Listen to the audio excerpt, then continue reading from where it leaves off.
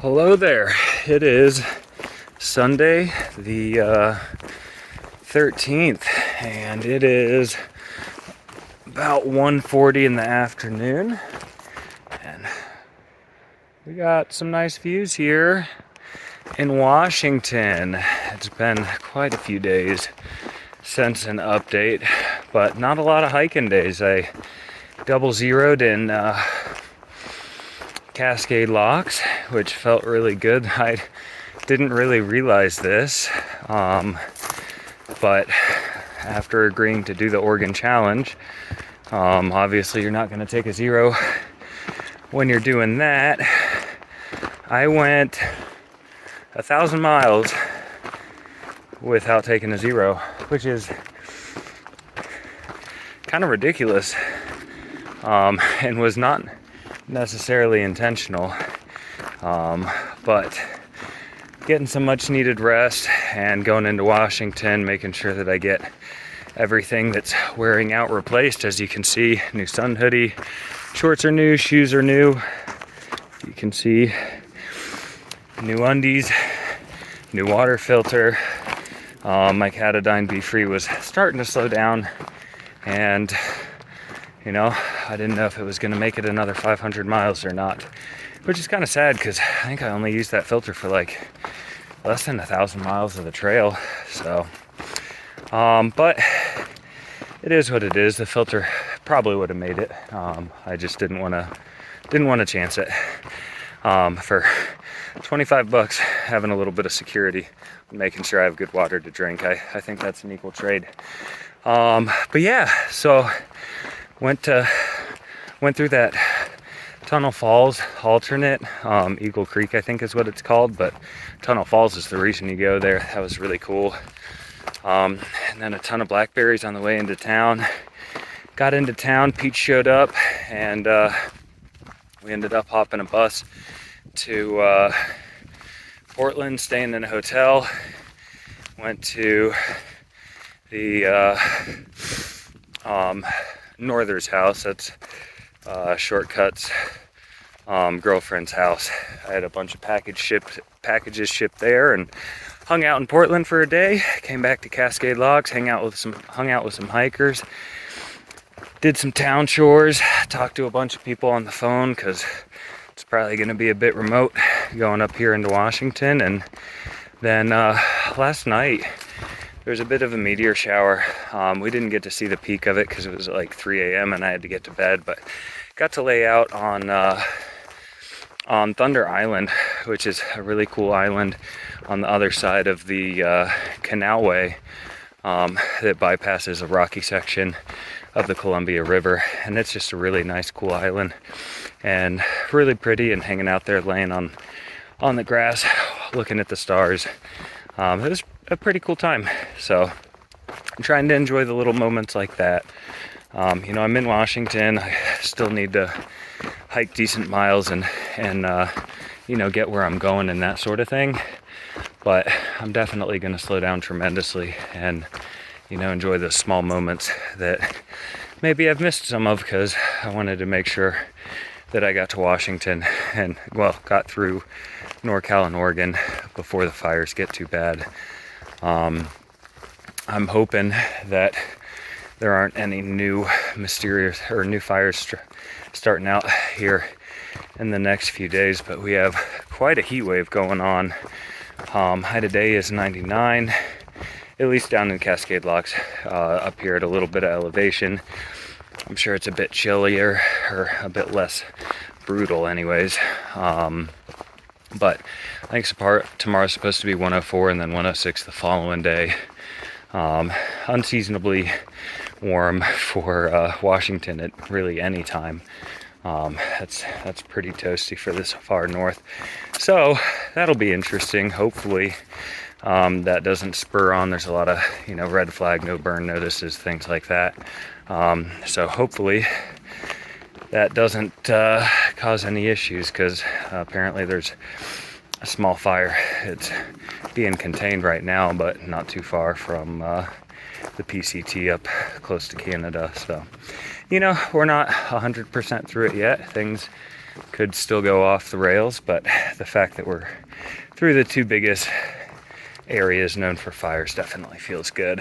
But this morning, I stayed up a little later last night than I had maybe intended to, but zero regrets there, having the ability to hang out and watch the stars and see the meteor shower.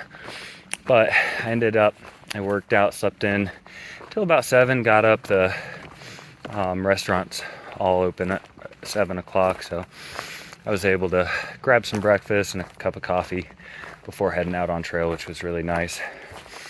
So then, on one of the hottest days of the summer in this area, we got to go climb up a couple thousand feet of elevation, which we just got to the top of. So feels good to have the main climb out of the way today. And yeah, gonna be stopping here for lunch in a little bit. And I finally, after all my trekking pole woes, ended up getting a decent pair of trekking poles together. My tips came in and I was able to straighten the bent part of the bottom of one of these trekking poles out a little bit more, and I dare say they're actually somewhat respectable trekking poles now. They're just two different colors, so we'll see. I'll try not to lose or break these, but with my track record, I'm not going to make any promises. So that's about it. Onward, upward. Oh yeah, so sorry. The game plan now is my cousin Christy has a race starting at Rainy Pass on, I believe, September 8th. So I'm going to try to get there. It's just like 25-30 miles south of Harts Pass, which is where I was planning on ending anyways. You can't hike into Canada. You got to come back to the nearest road. And then if I just go 25 miles past that, I can go directly to a race. So I think that's going to be my goal, is to get to Canada in early September, like around the 6th or so I can make it back to Christie's race. So we'll see. Not sure if that's going to be in the cards or not, but it's a fun idea to throw around. At the very least, I should hopefully be done and ready for pickup by that race, which means Christy and Robbie can pick me up while they're up there. I'm going to spend a few days at their house after trail, probably do some hiking, hang out with baby Audra, and yeah, then fly back home. I got a plane ticket flying out on the 14th, so at the very latest I got to be off trail and in Seattle by the 14th of September. So yeah, we can see the end from here. I'm both excited about getting back home, as well as kind of nervous about the trip ending. I don't know if nervous is the right word, but you know, I'm having a great time out here. There's trials, there's low spots, but overall I'm having a fantastic time, and I you know, there's a big part of me that doesn't want the trip to end. But we got our Appalachian Trail trip just a couple weeks after that. Football season's starting. You know, it's a good time of year, so I am not gonna complain. Especially, you know, I just took you know, 4 or 5 month vacation, so it'd be probably pretty hard to find anyone to listen to me complain at this point. So that's about it. Yeah, we're gonna keep on trucking along and meander our way on north. Until next time. Hey there, it is 5:43 p.m. Wednesday the 16th. It's been probably a day or two since I did an update. Just hiking out of Trout Lake. Got a hitch down into Trout Lake 8 o'clock this morning after just doing about 5 miles. Gonna try and knock out 10 miles or something close to that before I set up camp tonight. Got a fresh meal in my belly, couple days worth of food. It's a pretty short stint from here up to White's Pass, so not a real heavy bag, which is good, because I'm not sure if I talked about it or not, but when I was in Portland at the post office, I stepped on the strap for my bag and broke the clip. I think I talked about that. It's still working, but It's a little broken, but I got a replacement part that was delivered to White's Pass yesterday, so should be able to replace that buckle when I get into town here in just a couple of days. So as far as the past few days, did about 25 miles a day. Ended up getting into Trout Lake a little earlier than I expected. I was accounting for 20 miles a day because Washington does have a bit more elevation than Oregon did, but the first section that we did, yeah, there's a little more, but it wasn't terrible. The real vertical up and down, from what I hear, starts at Goat Rocks, which should be coming up here not too long, so we're getting there.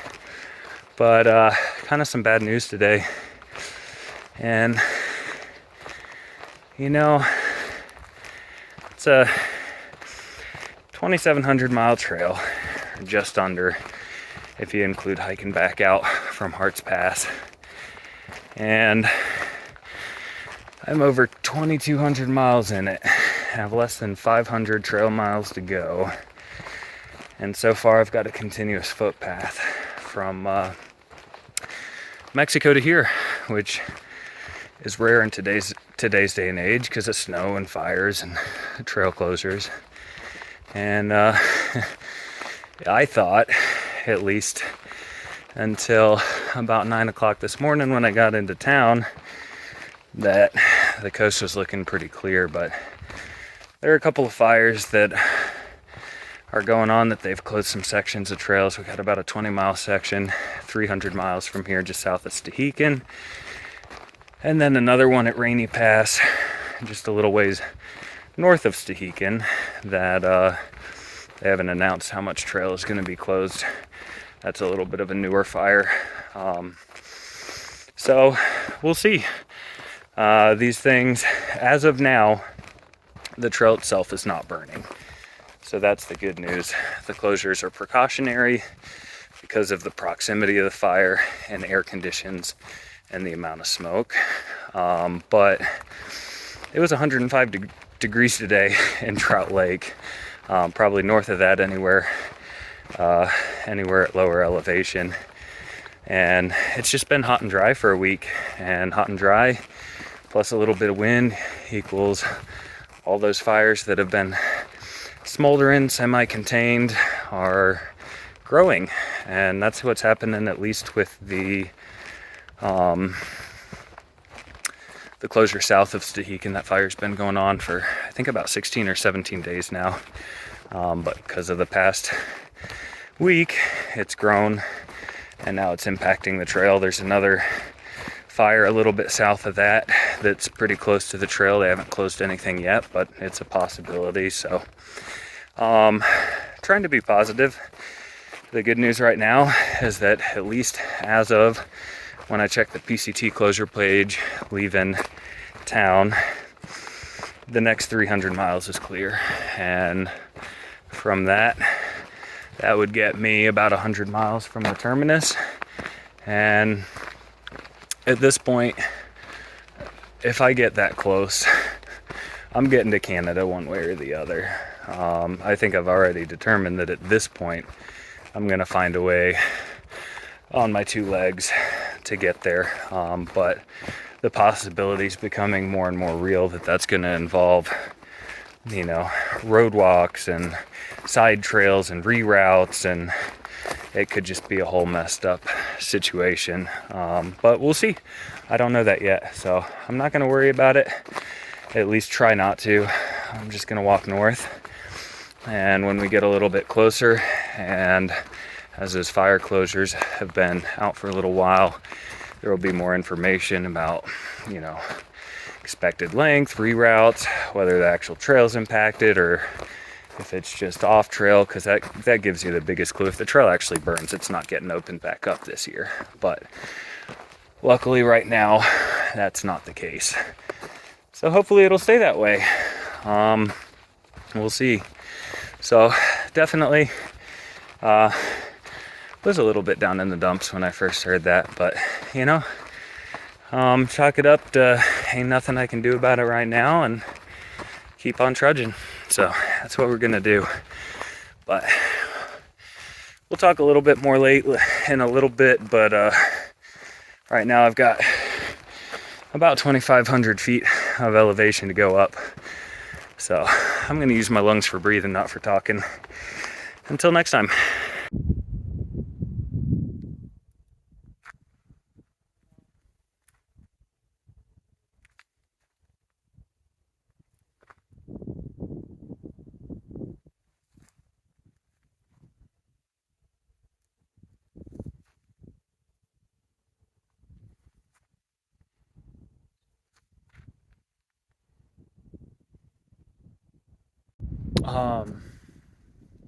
Sun's going down, and on this cool little overlook. So we got right behind me, you can see that's Mount Adams. We're kind of walking around. And let me see if I can do this. Way out there in the distance, right there, that is Mount Hood on the other side. So that's Oregon over there. We've got Mount St. Helens right there.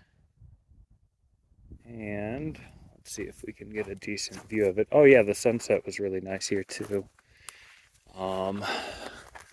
Right over there with a couple trees in front of it, there we go, is Mount Rainier. So it's kind of cool being up here in Washington. I love the high ridges out there. It's kind of sad, you know, the sunset's beautiful, but a lot of the dark colors that we're seeing, a lot of the haze that makes us as pretty as it is because of the fires. So, you know, kind of somber at the same time. But that's it. Haven't decided. I might just sleep here. There's a little flat spot. Might go on a little further. I don't know, but definitely going to hang out for a few more minutes and enjoy the rest of the sunset.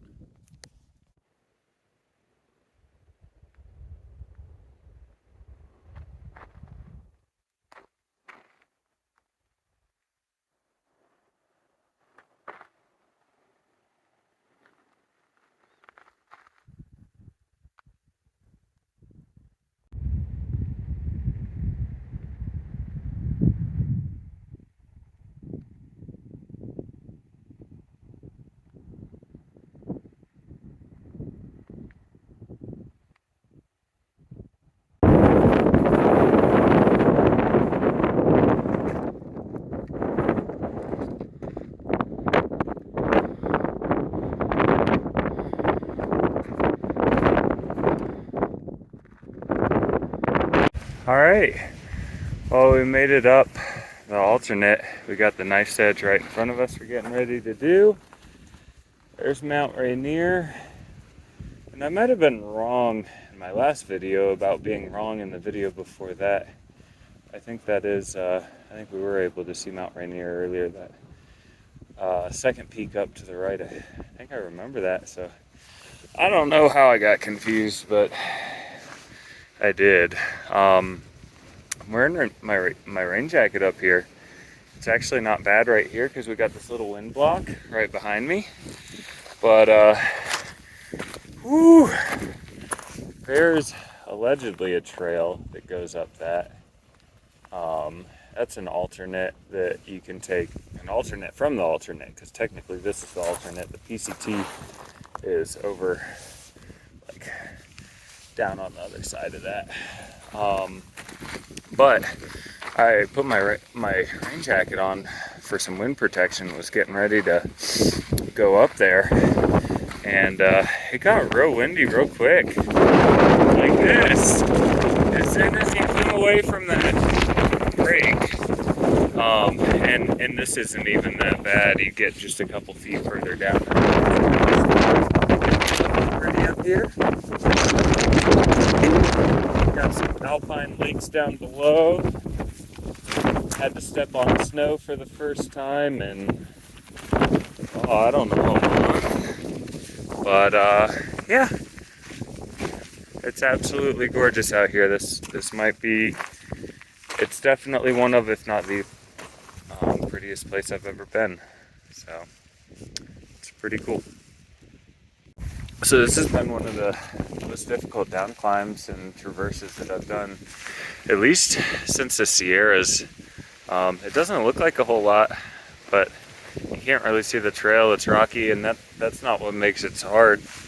It's this wind. I'll show you right here. We've got this little windbreak, kind of like we did up top, but as soon as I take a step up here, it's just a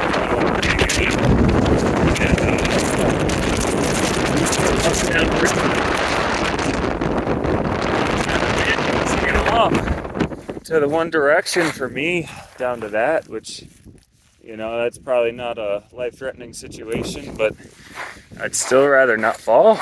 So a little unexpected. This I didn't expect Washington to necessarily let me right up.